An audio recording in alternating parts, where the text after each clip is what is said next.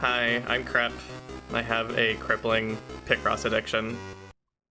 Well, Mario's Picross addiction specifically. I've been building up my Game Boy and Game Boy Color library this year because I got a custom Game Boy Color from a friend that's very exciting and I like it a lot. So I want to have more games to play on it just to justify having it. And my friend Brett was kind enough to give me a few games, including Mario's Picross, which I've been playing at least once a week, usually multiple times a week, every week for the last 3 or 4 months, until I played it all. In theory, I've maybe played it all, because once you get through all of the Picross puzzles that are in the game, you get time trial, which is no time limit, just see how quickly you can beat whatever puzzle the game tosses at you from a set of puzzles otherwise inaccessible in the main game. And it's always random, so I actually don't know if I've done them all yet. But that's a whole tangent. We are going to start a new thing right now. Wow, look at the border just changed instantly. Interesting. I'm playing this on BGB right now. It's my first time using this emulator. That's all I have to say on that. We're going to start a new thing right now because I want to try to have a more consistent, regular recording thing in my life, where I make the active choice to sit down and record a game every week, instead of just kind of doing it in bursts, holding off for a long time, letting an LP just kind of die. I want to stop doing stuff like that. So the plan is every Monday, you're going to see one of these Picross with Crepe videos go up, and I'm going to be playing more Mario's Picross until I guess I'm done. You know, by whatever metric that is. We're going to do a set number of puzzles per week, but today, since we're at the very start of the game, we're going to skip the how to play, and we're going to go right into the first row of easy Picross, which is really as easy as it gets. And we're going to go through the whole row, and then one more bonus puzzle at the start of the second row, which is where the game like really starts. But we're going to do this row to kind of get people into the Picross headspace. This is actually a fantastic game for picking up and playing if you're not familiar with how Picross works. It teaches you very, very well, which is great, because this is one of the earliest Picross games to exist outside of Japan. Might have been the first in the US, I don't know that for certain. It's going to open up with this with hint little dialogue window, yes or no. We'll go ahead and show this off. It could give us the most useful hint for this very simple puzzle, or it might not. That's still pretty useful. That's not nothing. So here's the basics of Picross. We have this 5x5 grid. We have a little chisel that we move around as a cursor. And we have these numbers in the vertical columns and horizontal rows all throughout the grid, telling us how many blocks we need to chisel to complete the puzzle. It tells you exactly how many blocks in a row, in a sequence, next to each other, need to be chiseled out in that row or column. Specifically, sequential. We'll start getting into it in a little bit later, but we will run into puzzles where there are separate numbers, and that indicates that there is a space between those sequentially linked blocks that we have to chisel. Now, our hint kind of gave us one whole column and row. That's how the hint works. It didn't kind of do that, it just did it. And because of the 5x5 grid, you can be certain that if something has 5 blocks to chisel, that's the entire row or column. So we can just go ahead and do that for these 2 columns also, and that's the whole thing. This first one goes by kind of fast. I think it's worth sitting with it for a sec to really understand what just happened. Obviously, we just filled in those columns, and that row at the bottom was already filled in for us. How does that take care of the other 5 rows? You can see they all have 2s next to them. And what we ended up putting in is 2 side-by-side vertical columns of 5 chiseled in blocks, which makes 4 rows of 2. And the ones over there refer to the other chiseled in blocks of the 5 in the bottom row. And that's it, the rest are blank. And wouldn't you know it, it's the letter L. And that's Picross. But again, kind of rudimentary. Very simple, easy to solve before you fully understand the rules. We're going to skip on a hint, and you'll kind of get a feel for like how simple these other earlier ones are as well. All of these 5s just done. So we're going to introduce another important rule here. Actually 2, because the other button you can press on your Game Boy or Game Boy Color, or I guess in this case your Super Nintendo controller, is the B button, which puts down an X to mark that nothing goes there. We're not going to touch that one. Leave it alone. In this case, we have 2 here in this row, so let's go ahead and mark off the other ones. That one's done. The other important rule here is that if you have, if you've chiseled in a block at the edge of the grid, and there is only one number, or there are multiple numbers. Man, how do I word that actually? In this case, there's only one number. In the case where there's multiple numbers, you would look for the leftmost. You would look for the number that is closest to the edge of the grid that you've already chiseled out. You would look at that one, and you would say, oh, it's that many in a row. So we can guarantee that from the left border, since we're touching it, it must be 4 to the right. And that's it. Very good. It's the letter E. How cool is that? It's the letter E. That's really the gist of it for now. We'll start getting into other techniques a little bit later. But again, all of this top row is just very simple stuff to guarantee that you understand the simplest and most pivotal rules of Picross, which is filling in whole rows and columns and understanding what to do with what you've already filled in that tells you more about what you can fill in elsewhere. Those are the pillars of this type of puzzle. So we have one row here of 5, and the rest, no 5s anywhere. So now we actually have to think a little bit. Here are some other important rules in Picross. This is a 5x5 grid, right? Think about where a 4 can fit within a 5x5 grid. 1, 2, 3, 4 from the left, or 1, 2, 3, 4 from the right. You may have picked up on it already, but there's 3 blocks in the middle where those only 2 positions where a 4 could possibly be overlap. So while we don't know where the 4 is exactly, we can guarantee we know what blocks must be chiseled in for all possible positions of that 4. We'll just have to find out later which way this 4 leans. But for now, we filled in a little bit more. We can do the exact same down here with this 4. And again, going back to the idea of being able to tell what we can chisel in from the border of a grid, there's a 3 at the bottom of the 2 numbers for this column. And we've got a block here, so we can chisel up from that 1, 2, 3. We've already got the 1 and 3 chiseled in. And there's a bit of symmetry to this puzzle, so you can see that there's 3 and 1 on this column also. We can do the exact same here, 1, 2, 3. And now we're going to kind of combine two sentiments I've already expressed. One is the overlap, where a sequence of chiseled in blocks can potentially be, and the other is filling in blanks where you know there is nothing. On this row, we see that there's a 2, and nothing else. Now, at this point, because we've already chiseled something in, we kind of know the limits of where that 2 could possibly be. We're not going to be filling in a 2 over here because it's unrelated to the one we've already chiseled out, and we know that it's sequential. There's no gaps anywhere in it. So what we do is we now know that the 2 could only be between these 2 or between these 2. So we can fill in the other 2 as ones we will not touch. And again, that informs what we put elsewhere. Oh, we can also see this middle column here already has the 1, 1, and 1, the 3 separate ones chiseled out. So we can cross those out, and well, you know, that actually tells us exactly where the 2s are for those rows, which then consequently tells us where the 2s for those columns, look at the numbers on these columns again, are. So we can block those out.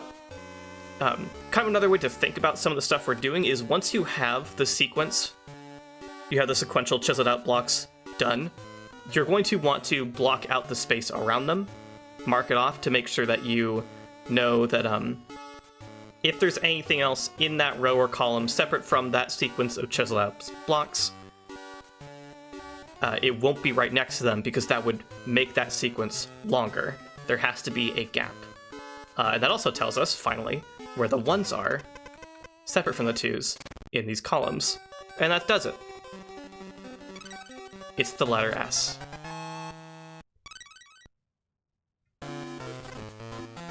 Halfway through. The rest of these will be really simple now that I've kind of explained what I'm doing.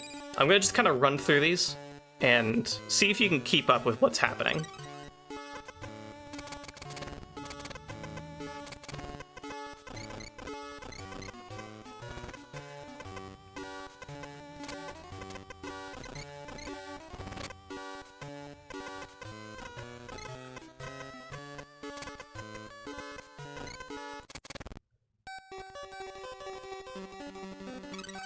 It's the letter W. If you've noticed the theme, you've noticed the theme.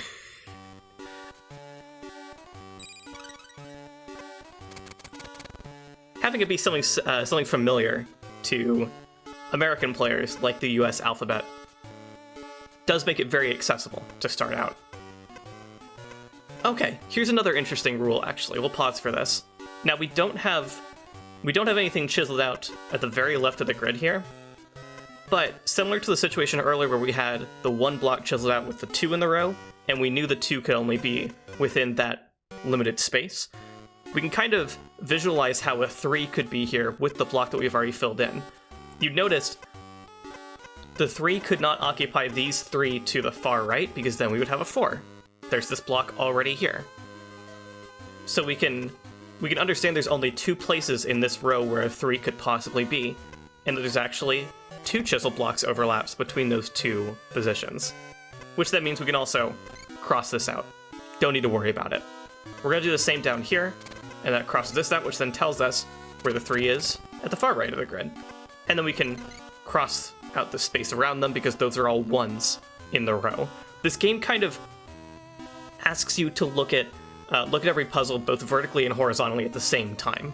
Every time you're doing something in the context of a vertical column or horizontal row, you'll want to stop and assess how it affects the opposite axis. And we're seeing that immediately with this vertical 3 kind of translating immediately into these horizontal 1s. Can't do anything with these 2s just yet, we don't know where they are, except actually we do, because the only things in this column are a 1 and a 1. So that tells us where we can put those. Now we have the 3 over here. Fill in these 3s up top. It's the letter O. How cool.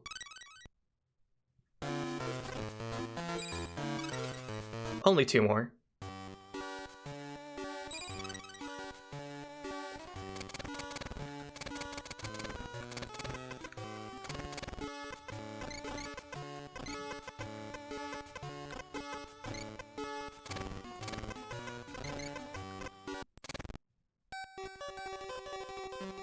Very good. It's the letter R.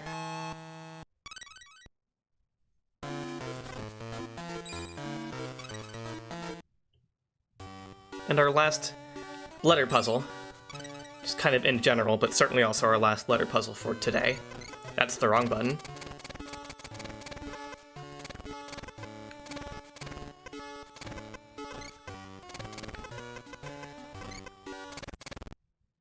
Oh, that was pretty quick, huh?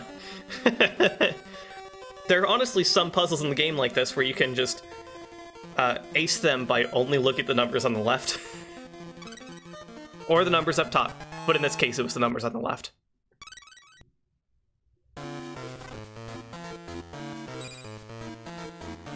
Okay, that was the top row of puzzles in Easy Picross. Like I said, we're going to do one more, because this one's going to jump us up into the first 10 by 10. We're also going to be skipping hints this whole LP. For as long as I keep doing this, I will skip hints. For a lot of people getting into Picross, it's actually recommended you try with hints, in case you're having difficulties picking up the core rules on your first playthrough. If anything that I said today felt like overwhelming, it was a lot of information, that might be the point where you want to play the game with hints to get a fuller understanding of, not a full understanding, to have easier stuff to build off of. Because it'll give you a column, it'll give you a row, it'll fill it out fully, and that will give you a lot of information. So, kind of getting back to the lessons I'm trying to teach with this. These rows are only 1 5 single number. From what we've already chiseled in with this 10 column, these 5s could only extend as far as here. So we're going to block these out. And where does that put us? Oh yeah, so going back to overlap, sometimes you'll run into, not sometimes, honestly, it'll get more common the further you get in, but you'll start to run into situations like this, where there's one number in a column or row, and you get a lot of information just by understanding how far what the overlap is between the farthest positions of it. Let's say the 6 was reaching down from the very top of the grid. 1, 2, 3, 4, 5, 6. It goes 1 down past the middle line. It was coming from the bottom. 1, 2, 3, 4, 5, 6. It goes 1 up past the middle line. That means that these 2 in the middle would be filled in no matter where this 6 is. So that tells us some stuff. Another thing we can pull together here. Notice that both of these rows have a 1 and a 2. The span between what we've chiseled in here is 5 total. These could not be connected. They absolutely couldn't be. So we know that these blocks that we chiseled in must be separate, and we can reference the numbers on the left to understand what must be where. In this case, the 1's on the left, 2's on the right, so we can guarantee that what we've chiseled in here is the one of those rows, so we can get rid of everything to the left of it. There aren't any numbers to the left of the 1. And also, going back to the rule of knowing how far what we've already chiseled in limits where we can put a sequence down, these can't reach any farther than the 1 block over to the left of them, so we can also block out these 2 spots. If this doesn't seem immediately useful, it's not immediately useful, but all of these techniques build a larger picture over the course of solving the puzzle. Do the same for the 6 over here that we did for the vertical 6. And that also tells us on which side of these blocked out spaces that we put down this 3 is. And because we blocked out this much, we're into a similar spot as a previous puzzle with the 3, where there's only 2 positions where this 3 could be. So we can fill that in too. Wrong button again. This 5 couldn't reach all the way over here. Cross that out. Now notice, there's only 1 3 in this whole column. But up here, now we only have a space of 1 and a space of 2. The 3 can't fit in there, so we can go ahead and cross those out as well. Put these down here. We have something on the left grid. Let's build a 5 from over there. We now know how far that goes. Same for this 5. Oh, I shouldn't have done that actually. That's a 5 and a 1 in this column. So we don't know that yet. But we can go ahead and block this out. Similar thing to a moment ago. 3s can't fit down here.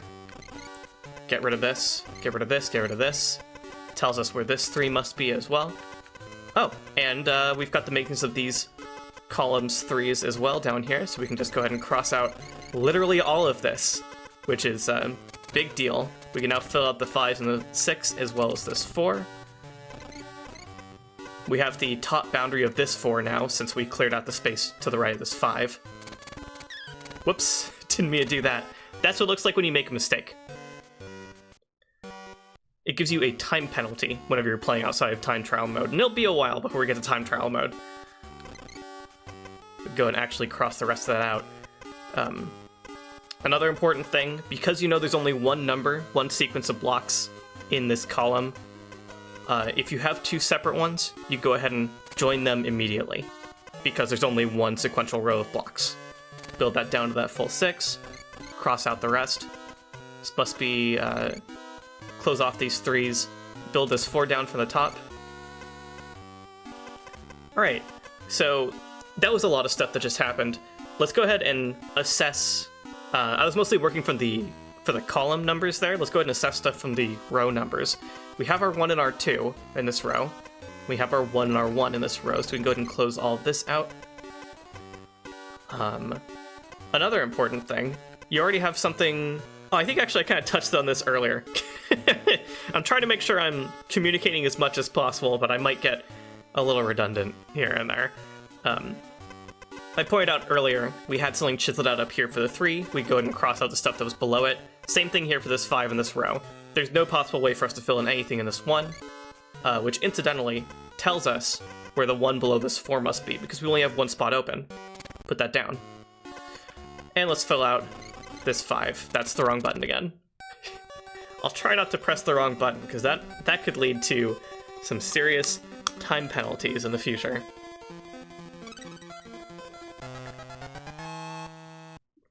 You know, like a music note. Specifically, this looks like an 8th note to me. Just a very stylized one. And that's going to be it for today. When we come back next week, I'm going to do 3 puzzles in a row, and that'll be the standard for a bit. We'll do 3, and then once we hit normal Picross, we'll do 2. And at some point normal Picross, the challenge will kind of ramp up enough that we'll bring it back down to 1. Hope you enjoy sitting down for Picross with me. I highly recommend picking up Mario's Picross in any form. I don't know if it's on 3DS Virtual Console, which, you know, if it is, you might want to get it while you can. Happy dating this video to anyone watching in like a year when the 3DS and Wii U eShop are completely closed down. Actually, I think the Wii U eShop's already closed, just the 3DS eShop's straggling. Maybe? I don't remember. The point is, get Mario's Picross on 3DS or whatever if it's there, on console, on emulator, I don't care. And play along if you're interested. Play ahead. Do whatever you want. Tell me in the comments how you fared with the puzzles we'll be doing. We'll be doing row 2, B, C, and D next time. So I'll see you then.